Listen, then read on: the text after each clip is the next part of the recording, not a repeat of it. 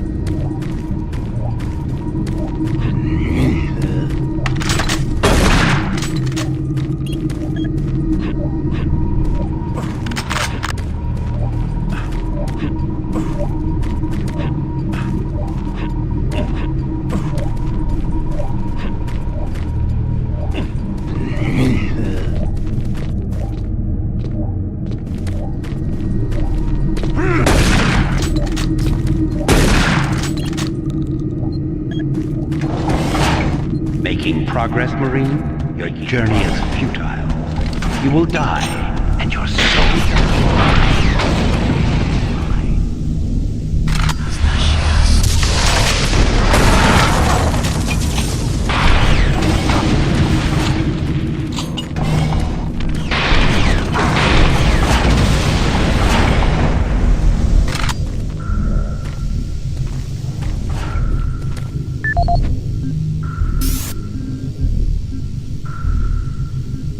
This is the audio log of Medical Supervisor Peter Raleigh, dated November 1st, 2145. Patient 0432, a Private Steve Jensen of the UAC Dark Light Armor Corps Division, expired today at 15:43 of a self-inflicted gunshot wound. This is approximately 110 hours after his return from expeditionary missions. Private Jensen was suffering from paranoid delusions and full-blown dementia. Treatment was unsuccessful. He was the last surviving member of his outfit. 4 other squad mates, who also came back with Private Jensen, expired from injuries suffered on that last mission shortly after their return. Before his death, Private Jensen was heard screaming in both English and other languages, something about demon hordes feasting on our souls. The other language was later discovered to be Aramaic. Due to security concerns in the area, I've secured some armaments within my office.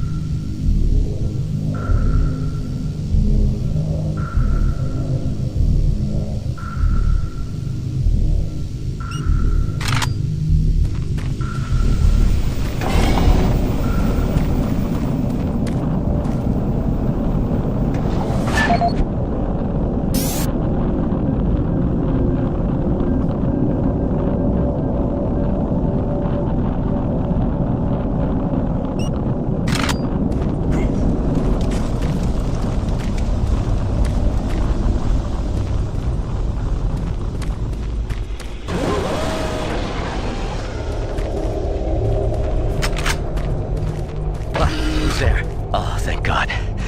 You're not one of them. I thought everyone else was gone. I was part of this. I helped them. The madness of opening to another dimension. Look, we don't have much time. We let it through. The evil, the protective stabilizer on the portal just failed after Betruger took the device. It was an artifact we had found in the ruins. He took it into the portal, and hell followed him out. You have to help me first. I'm going to try to get the teleporter systems running again. The areas are destroyed around us, so it's the only way through this part of the complex. You need to find me a working plasma inducer. It's all I need to get the teleporter working. You can look for it in operations. I have a security clearance. I'll unlock some doors for you. There. We don't have a lot of time. Please hurry.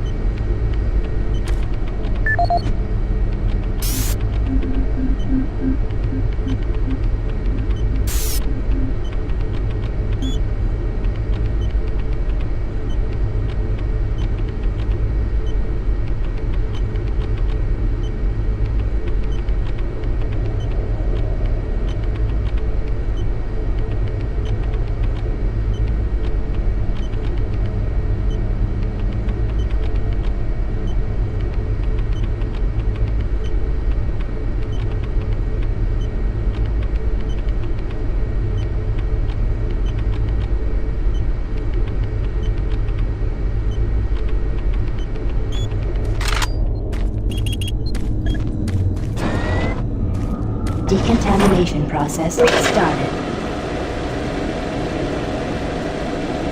Decontamination complete. Have a nice day.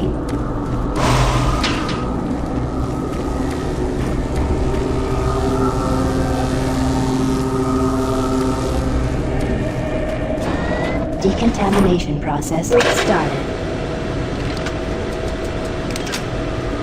Decontamination complete. Have a nice day.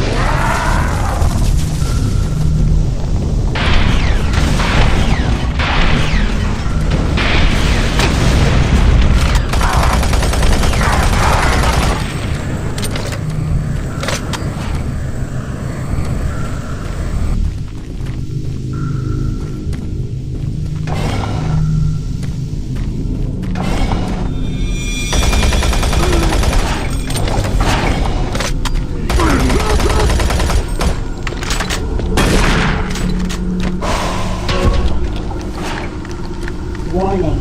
Halon systems active. Access denied.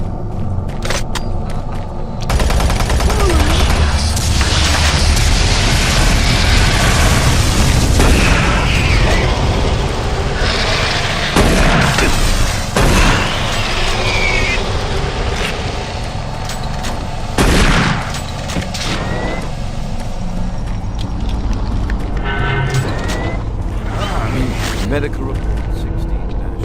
In a second. Jensen of the UAC Darklight Armor Corps Division expired yesterday at 15:43. Private Jensen was suffering from paranoid delusions and full-blown dementia. Treatment was unsuccessful. Initial psychiatric interviews suggested only mild psychosis with speech, motor activity, and thought processes within normal range, paranoia being the only psychotic element directly evident. Reference interview G8A. Private Steve Jensen, October 18, 2145. UAC psychologist Dr. Hooper interviewing Steve Jensen, male, age 27. Steve, can you talk to me about the last few weeks, please? I don't want to talk. Well, I'm here to help you, Steve. I've tried talking. They think I'm crazy. You think I'm crazy. They, your colleagues, aren't doctors. Let me help you. Help! Nothing can help us. Prior sessions over a period of 72 hours reveal rapid deterioration of both physical and mental capacity, with behavior inconsistent with any known patterns. The patient was responsive for brief periods and had to be restrained during interviews. Reference interview H-3-2, Private Steve Jensen, October 21st, 2145. Tell me what you see, Steve. I don't want to see it anymore. I don't want to feel it. They'll be here soon, and then you'll see it. Can you talk about what you see?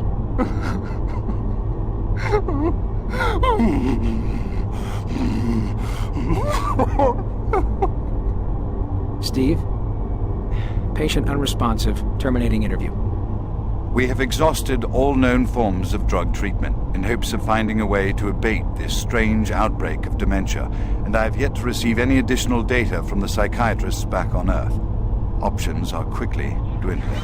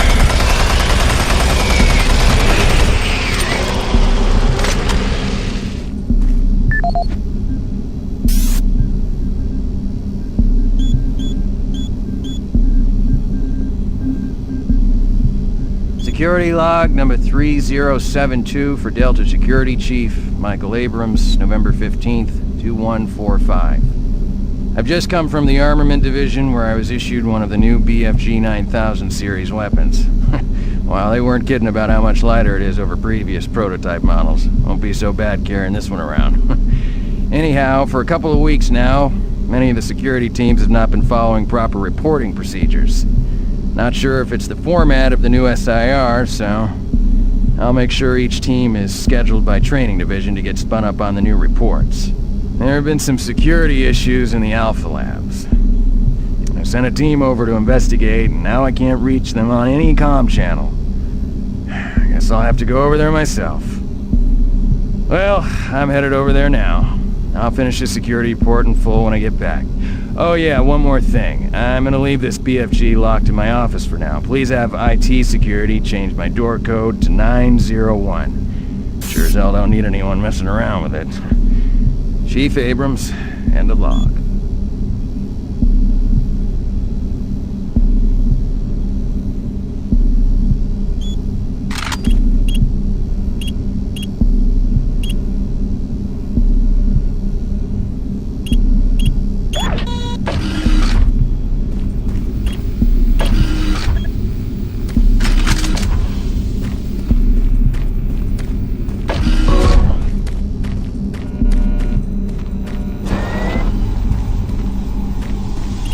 Anon systems deactivated.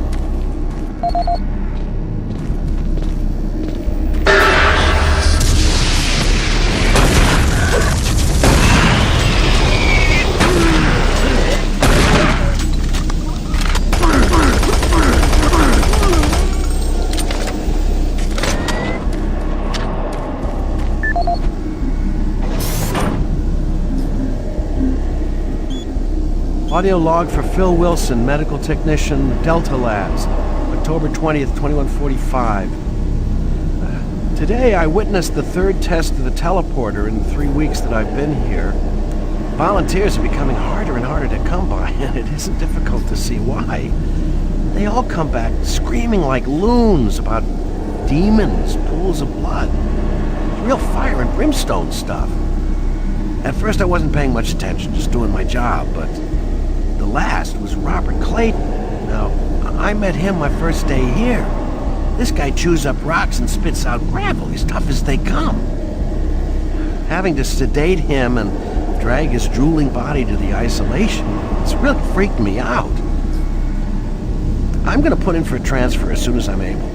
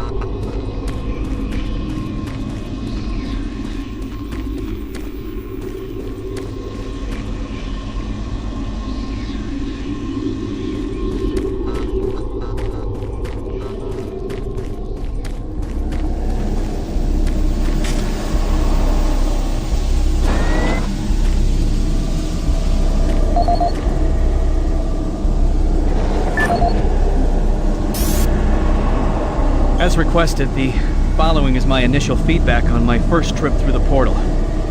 Private First Class Frank Cinders, dated October 15th, 2145. I don't know exactly where to begin. Obviously, I survived the first trip and feel no worse for the wear. I'm not feeling any of the symptoms reported by the others who have gone in before me, but I'm at a point where I'm still trying to process everything. Thankfully, the place looks deserted and devoid of any life, but flames and heat and stench of the place. It smells of death, decay, and burnt flesh. Tomorrow we're going back in with some of the eggheads, Science Division, to start securing forward positions, and we expect to start sending out the mapping droids at the same time. I must admit on a personal note that I've got a really bad feeling about this. I don't understand what we're doing there or what we hope to prove. PFC Cinders, signing off.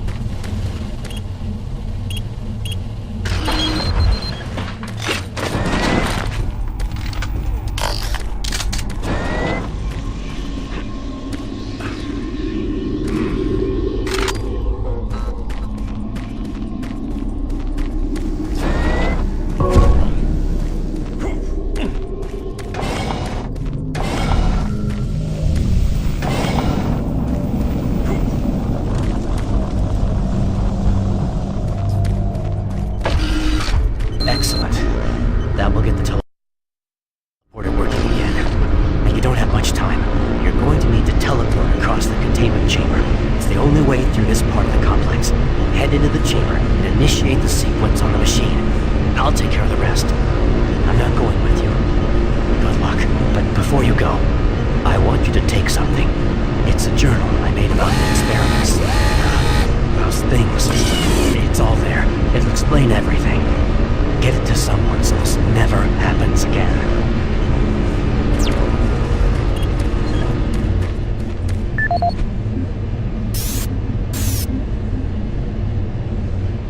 My name is Ian McCormick. I'm a research specialist stationed on Mars, working for the UAC. My primary job is, or rather was, to assist Dr. Malcolm Betruger in a variety of experiments, though for the past year we've been focusing almost exclusively on teleportation.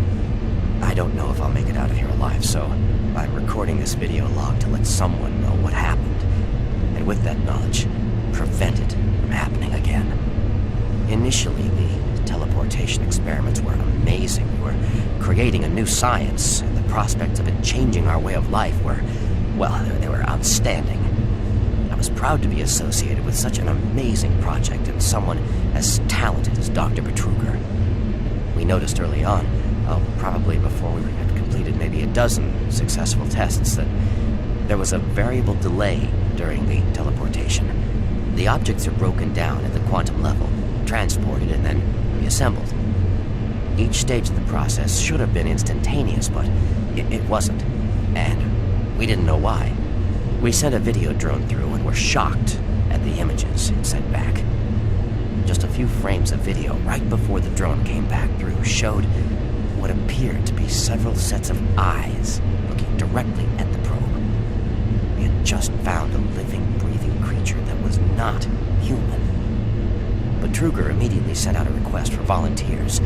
He specifically wanted UAC security force members because he wanted to capture one of these creatures.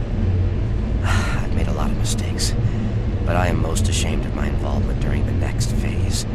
To get medical clearance to send human subjects through the device, I doctored up several of our reports to indicate that we had performed living tissue experiments. I did not regret it at the time, but a few days later, when our third test subject came back, he was chewing off his own fingers. It seemed he was clinically insane. We started sending teams in, about once every 2 days. The teams were reporting nightmarish experiences, and sightings of things that ultimately made us conclude that the other dimension was not just another dimension. It was hell, and the creatures we were bringing back, demons. And then Betruger, he went through the portal himself. I don't know what he was thinking. It was an unscheduled trip, and he just went, and we couldn't stop him. And when he came back, he had changed. He sounded and looked the same, but he just... I don't know, he was just different. And then he did the unthinkable. He took the Soul Cube, the device that was discovered in the ruins, into the portal. The portal stabilizers just started to fail, and then living hell erupted into the base. Oh, we were stupid for not destroying the portals as soon as we realized what was on the other side. Oh God, forgive me. I blame myself for my part in this. Please, someone, never let this happen again. I'm sorry, Ian McCormick. Decontamination process started. Decontamination complete. Systems activated. Teleportation commenced in T-3, 2,